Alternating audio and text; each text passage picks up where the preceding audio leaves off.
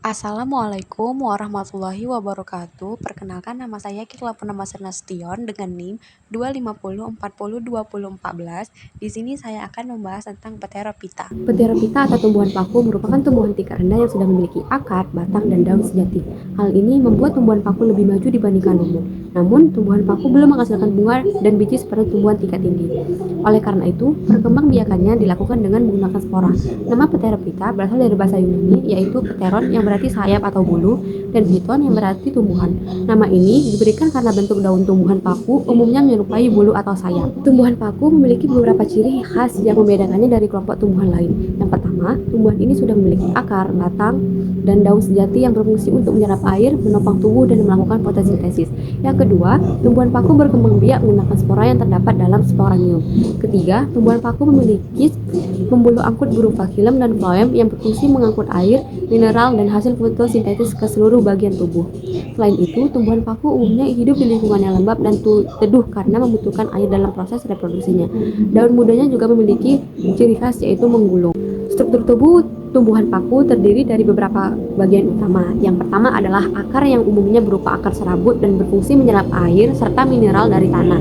Yang kedua adalah batang yang biasanya membentuk rizoma atau rimpang yang tumbuh menjalar di bawah permukaan tanah. Ketiga adalah daun yang berfungsi sebagai tempat fotosintesis. Daun tumbuhan paku dapat berupa mikrofil yang berukuran kecil atau mikrofil yang berukuran lebih besar. Selain itu terdapat sporofil, yaitu daun yang menghasilkan spora, dan trofofil, yaitu daun yang hanya berfungsi untuk fotosintesis. Tumbuhan paku memiliki dua cara reproduksi, yaitu vegetatif dan generatif. Reproduksi vegetatif dilakukan tanpa melalui peleburan sarang kelamin, misalnya melalui tunas dan rizoma yang dapat tumbuh menjadi individu baru. Sedangkan reproduksi generatif dilakukan melalui spora. Spora dihasilkan oleh sporanium yang berkumpul membentuk sorus di bagian bawah daun. Ketika spora matang dan jatuh di tempat yang sesuai, spora akan tumbuh menjadi individu baru melalui beberapa tahapan perkembangan. Tumbuhan paku mengalami metagenesis atau pergiliran keturunan. Dalam siklus hidupnya terdapat dua fase, yaitu fase sporofit dan fase gametofit. Fase sporofit merupakan fase yang paling dominan dan merupakan tumbuhan paku yang biasa kita lihat sehari-hari. Pada fase ini, tumbuhan menghasilkan spora. Spora yang jatuh di tempat yang sesuai akan tumbuh menjadi protalium atau fase gametofit. Protalium menghasilkan sel kelamin jantan dan betina. Setelah terjadi pembuahan, terbentuk zigot yang kemudian berkembang menjadi tumbuhan paku. Klasifikasi Pterophyta. Pterophyta dibagi menjadi beberapa kelompok. Kelompok pertama adalah Psilophyta atau paku purba. Kelompok ini merupakan jenis paku paling sederhana karena memiliki daun dan akar sejati. Contohnya adalah Psilotum nodum. Kelompok kedua adalah paku kawat yang memiliki daun kecil membentuk sisik atau batang menjalar. Sporaniumnya berkumpul membentuk strobulus. Salah satu contohnya adalah Lycopodium clavatum.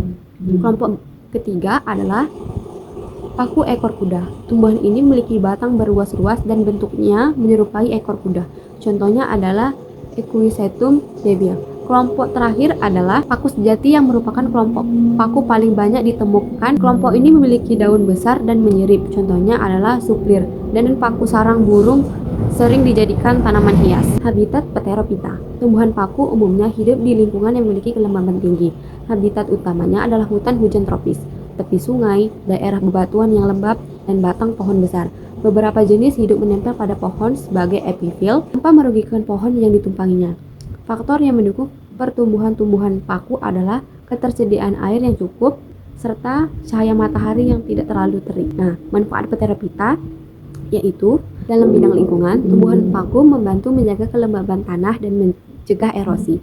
Dalam bidang ekonomi, beberapa jenis memiliki manfaat sebagai tanaman hias yang memiliki nilai jual tinggi. Dalam bidang kesehatan, beberapa jenis digunakan sebagai obat tradisional. Selain itu, tumbuhan paku juga banyak digunakan dalam bidang pendidikan sebagai objek penelitian praktikum biologi. Ada beberapa contoh tumbuhan paku yang sering ditemukan, yaitu paku sarang burung, suplir, paku tanduk rusa, dan paku ekor kuda.